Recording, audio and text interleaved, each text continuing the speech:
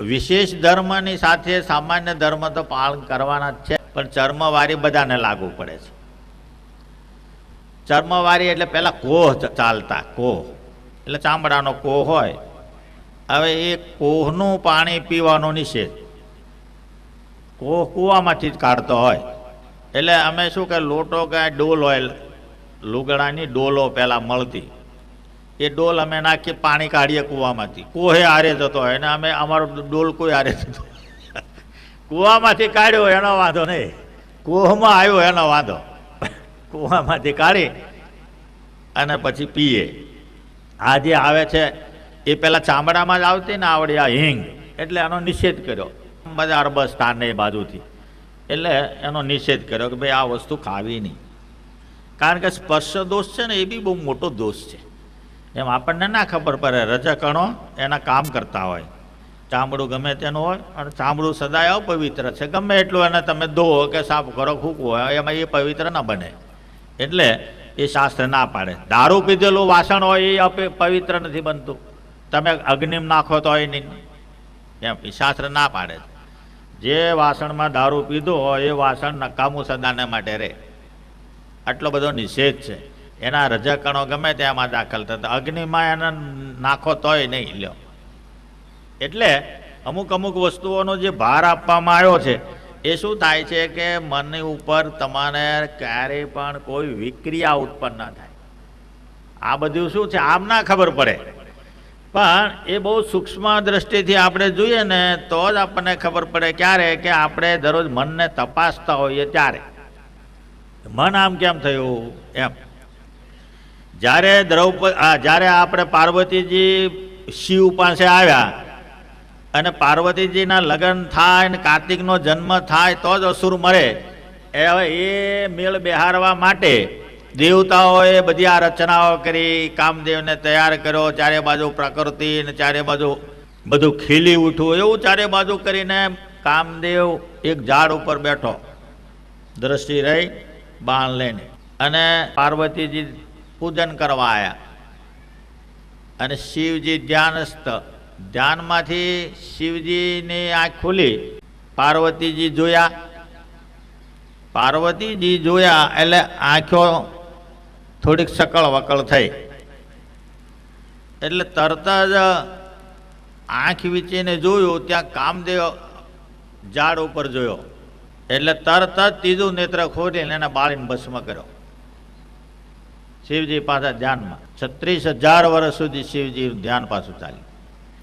કહેવાનું શું છે કે મનને તપાસતો હોય ને તો એને ખ્યાલ આવી જાય કે આમ કેમ એમ. એ બહુ મોટી વાત છે. ગ્રસ્તાશ્રમી પુરુષોને એવો ટાઈમે ક્યાં છે? આ તો શાસ્ત્રની અંદર કોઈ વિરલ પુરુષો કરી શકે, એમાં કંઈ વાંધો બી નહીં. બધી જાતના રસ્તાઓ શાસ્ત્રમાં હોય, એને વાપરનારા એ રસ્તે ચાલનારા બી જીવો મળી આવે. એના આ તરવારો સાધનો બધા બનાવે છે, એટલે બે જણા વિચાર કરો કે આવી વસ્તુઓ બનાવે છે જેનાથી આવા કામ થાય છે, તો આ બનાવનારા કેવા હશે? તેને જો આવ્યા લોઢું ટીપે કોળે કે આ તમે બનાવ્યું બધું આ જાત જાતના સાધનો, છરાન, તરવારો, બંદૂકો પણ. એટલે અમે તો જોવા આવ્યા કે આવું બનાવે માણા કેવા હશે, કે અમારું કામ નહીં ભાઈ, હા આને તો અમે કશો અમે ઘરની બહાર ના નીકળીએ, એવો થાય બંધ કરી દઈએ, આ તો આના ચલાવનારા બીજા હોય, અમે નહીં, અમે તો ટિફિન લાંબુ કરી હાલીએ. એ રસ્તાઓ એ મૂક્યા છે ને એ એના બે ચાણાની ઉપર ચાલનારા હોય મળે. પૃથ્વી નિર્બીજ નથી, સબીજ છે. એટલા માટે પૃથ્વી ઉપર કાયમને માટે પોતાનું આ સ્વરૂપ મહારાજ મૂકતા ગયા છે. આ સ્વરૂપ છે એમ, આનું પૂજન આરતી બધું થાય. બ્રહ્માંડ સ્વામીએ કહ્યું કે તમે જે પૃથ્વી ઉપર બધા ને અમકારને અમારા માટે આવ્યા તમે એમ. તમારે શું અહીં જે પ્રાકૃત દિવ્ય ધામના અધિપતિ છે એને પૃથ્વી ઉપર પામર જીવોને આરે અથડાવવાનું, એના અપમાન સહન કરવાના, એમને શું જરૂર એમ. શ્રી કૃષ્ણ ભગવાન પૃથ્વી ઉપર હજુ જન્મ નહોતો થયો ત્યારથી જ તે અંતર ધ્યાન થતા સુધી ઉપાધિ, લડાઈ, તોફાન, માથાકૂટ ઠેઠ સુધી રહી એમ. એમાં શું અવાજ? પણ ભક્તજનોનું રક્ષણ કરવું, ભક્તોને પોતાના દર્શનનું સુખ આપવું, ભક્તોને પાછલી લીલા ગાવાની મળે અને એને પોતાના ધામમાં લાવવા માટેનો રસ્તો ખુલ્લો કરવો, એટલા માટે જ એ પૃથ્વી ઉપર પ્રગટે. એની સાથે મહાન પુરુષો લેતા આવે, નહીં તો પછી આમ ખબર ના પડે કે આ કોણ છે, એમ ના ખબર પડે. હારે રહેતા હોય તોય ખબર ના પડે. મનુષ્ય જન્મ એવો છે ને, હારે ખાતા પીતા નાતા ધોતા હોય એટલે આપણી જેવા સમજીએ આપણે. જેવા ખાતરે રસોઈ કરવા માટે લાડવા કર્યા, એટલે સવારમાં નાસ્તામાં આપ્યા હશે, એમાં રહી ગયા સચ્ચિદાનંદ સ્વામી. સચ્ચિદાનંદ સ્વામી કેવા છે એનો પરચો આપવા માટે મહારાજ ક્યાં સચ્ચિદાનંદ સ્વામી રહી ગયા છે, ઓરડામાં લાડવા ભર્યા છે, તેમને મોકલો, નાસ્તો કરી લે 2-4 લાડવાનો. આખો ઓરડો ખાલી.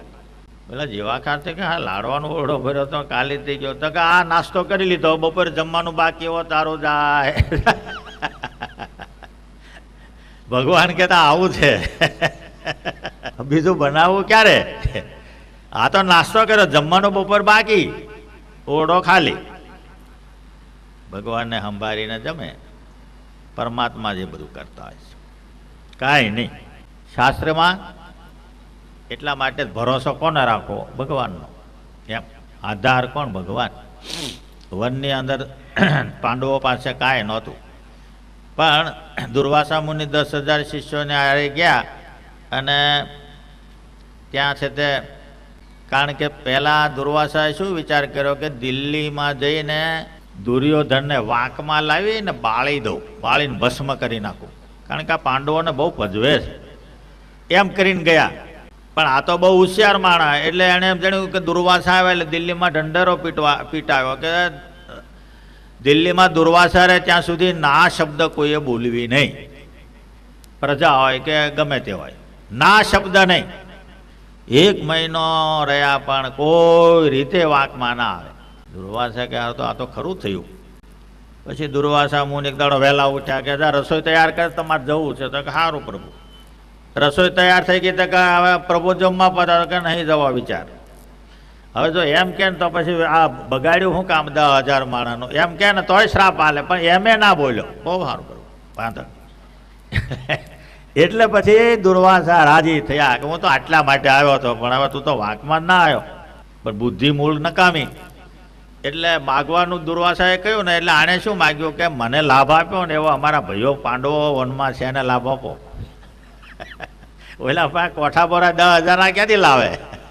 2 માળાના 5 માળાના વીણી લાવે, પણ 10,000. તો કે છે અને જવાનું ક્યારે? 12 વાગ્યા પછી. 12 વાગ્યા પછી કેમ? તો કે છે દ્રૌપદીજી અક્ષય પાત્રને જમી રહીને ઊંધું પાડી દે ને પછી જવાનું, પછી બીજે દાડે એમાંથી નીકળે, સૂર્ય ઉગે તારે, ત્યાં સુધી કાંઈ નહીં. અક્ષય પાત્ર આપ્યું હતું એટલે હવે કહ્યું એટલે જવું પડે. આ તો ગયા બધાએ. ધર્મરાજાએ સત્કાર કર્યો, સ્નાન કરી આવો. દ્રૌપદીજીને વાત કરી કે ભાઈ આ તો આવું છે ભીમને, કે ભાઈ લાકડા લાય, આ તો શ્રાપ દેશે. 10,000 માણાના કોઠા બોરાન કે ક્યાંથી લાવવું, અને આ આપણે સત્કાર શક્ય જ નથી, જમણવાર બી શક્ય, કાંઈ શક્ય નથી. એટલે એ શ્રાપ દે એના કરતાં આપણે બળી મરીએ. દ્રૌપદીજીને ખબર પડે અને ભગવાનની પ્રાર્થના કરી. ભગવાનની પ્રાર્થના કરી એટલે ભગવાન તરત આવ્યા દ્વારકાથી આકાશ માર્ગે. ભગવાન કે જે કામે મને બોલાવ્યો એ બરાબર, પહેલાં જમવાનું લાય. એ કે એની તો મારામારી છે એટલે બોલાયા, એમ નહીં. ભૂખે પેટે કોઈ કામ થાય નહીં, પહેલું ખાવાનું લાય. પણ પ્રભુ કાંઈ નથી એમ નહીં. તો કે અક્ષય પાત્ર લાવ. અક્ષય પાત્ર પ્રભુ જમીને ઊંધું પાડી દીધું છે ઘસીને. તો કે ભલે ને ઊંધું પાડી દીધું, લાય. એ અક્ષય પાત્રની અંદર એક ભાજીનું પાંદડું ચોંટી રહેલું. દ્રૌપદી જેવી ઘસનારી ને આઠું રહે એ કેવું કહેવાય કહો? એ શક્ય છે? પણ તે દાડે રહ્યું. એ પાંદડું ભગવાને નખથી ઉખેડીને મુખમાં મૂકીને એવું બોલ્યા કે અનેન પત્રેણ સર્વમ વિશ્વમ તૃપ્યતામ. આ પાંદડાથી આખું વિશ્વ તૃપ્તિપણાને પામો. બોલો. તે દાડે કોઈને ઘેર ચૂલા હળગ્યા નથી.